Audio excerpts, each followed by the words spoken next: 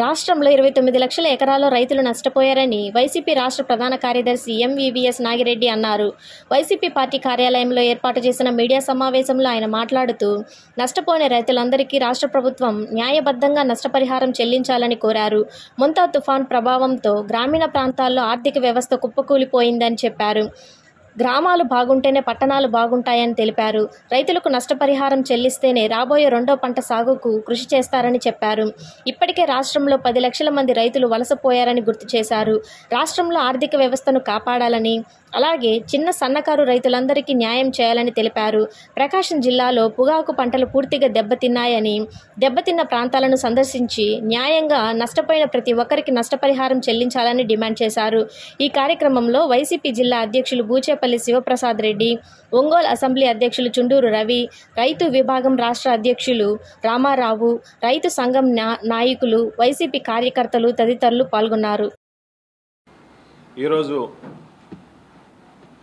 ప్రకాశం జిల్లా రైతుల సమస్యల మీద,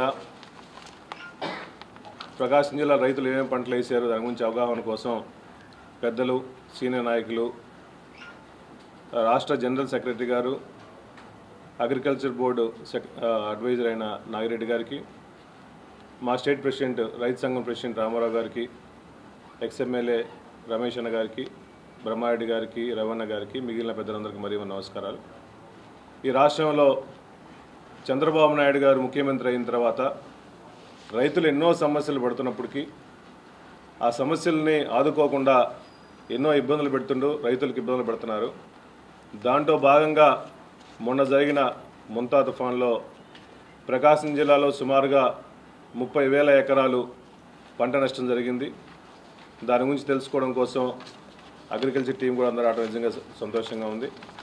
ప్రకాశం జిల్లాలో ఫస్ట్ నుంచి కూడా కరువు ప్రాంతమైన ప్రకాశం జిల్లాలో పండించిన పంట గిట్టుబాటు ధర లేక రకరకాల ఇబ్బందులు పడుతున్నప్పటికీ గవర్నమెంటు ఏ విధంగా సహాయం చేయకుండా తుఫాన్ జరిగినప్పుడు కూడా రకరకాల పంటల మీద కానీ, వరి కానీ, కాటన్ కానీ, మిర్చి కానీ, మొక్కజొన్న కానీ, రకరకాల పంటలన్నీ కూడా ఎన్యూమరేషన్ కూడా కరెక్ట్గా చేయకుండా కావాలని చెప్పి తూతు మంత్రంగా చేసి రైతులను ఇబ్బంది పడే పరిస్థితి నిజంగా చాలా బాధాకరంగా ఉంది.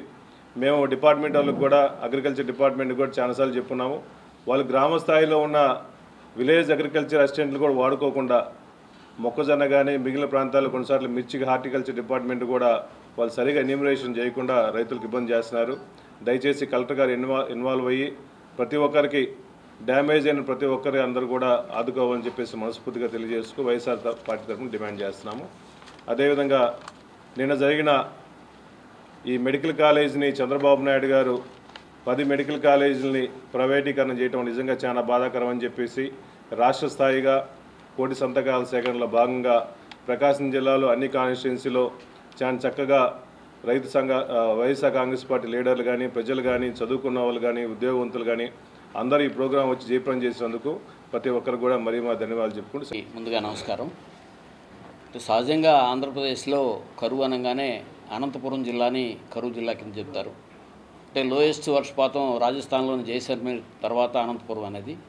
కానీ మాకు తెలిసినంతవరకు, నేను రైతు సంఘ నాయకుడు అయిన తర్వాత ప్రకాశం జిల్లాలో పరిస్థితి అనంతపురం కంటే కూడా చాలా ఎక్కువ సమస్యలతో ఉంది. అందుకనే మేము నేను 2010 ఆత్మహత్య 1988లో శనగపచ్చ పురుగుతో ప్రకాశం జిల్లాలోనే రాష్ట్రంలో మొట్టమొదటి ఆత్మహత్య జరిగింది. అప్పుడు లోక్సత్తా అధ్యక్షుడిగా ఉన్న జయప్రకాష్ నారాయణ గారు ప్రకాశం జిల్లా కలెక్టర్. ఆ రోజు నుంచి ఇవాళ వరకు కూడా ఆత్మహత్యల పరంపర జరుగుతూనే ఉంది. సో దాని మీద తీసుకున్నప్పుడు ఎక్కడైతే కరువు ప్రాంతంగా ఉంటుందో, ఎక్కడైతే దెబ్బతిన్న ప్రాంతాలు ఉంటాయో వాటిపైన దృష్టి పెట్టాలి. అలాగే 2014 నుంచి 2016 దాకా తీసుకుంటే, అట్లాగే మళ్ళీ 19 నుంచి 24 దాకా తీసుకుంటే జగన్మోహన్ రెడ్డి గారు ముఖ్యమంత్రిగా మొట్టమొదటి 4 సంవత్సరాలు ఈ రాష్ట్రంలో ఒక్క మండలం కూడా కరువు మండలం లేదు. 5వ సంవత్సరంలో 103 మండలాలు కరువు మండలాలు, రాయలసీమ మండలాలు. అంటే ప్రకాశం జిల్లా ఆ 5 సంవత్సరాల్లో ఒక్క మండలం కూడా కరువు మండలం లేదు. మరలా ఇప్పుడు తీసుకుంటే లాస్ట్ ఇయర్ ఖరీఫ్ లేదు, రబీలో దగ్గరగా మీకు మళ్ళీ ఈ 16 మండలాలు ఈ ప్రకాశం జిల్లాలో రబీలో కరువు మండలాలు.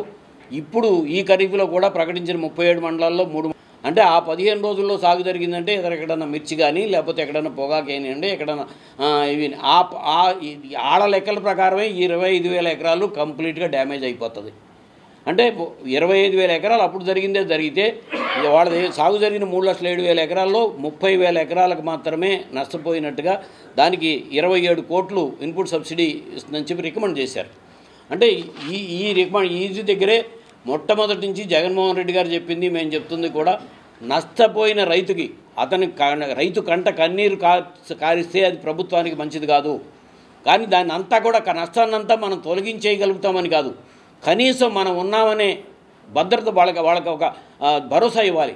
ఆ భరోసాలో 1/3 పంట దిగుబడి ఎవరు నష్టపోయినా సరే వాళ్ళకి ఇన్పుట్ సబ్సిడీ వస్తుంది.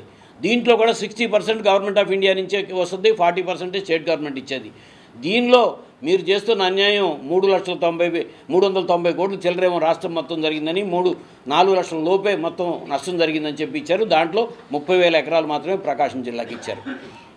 ఈ అన్యాయాన్ని మంచిది కాదని చెప్పి ప్రభుత్వానికి సూచిస్తున్నాం.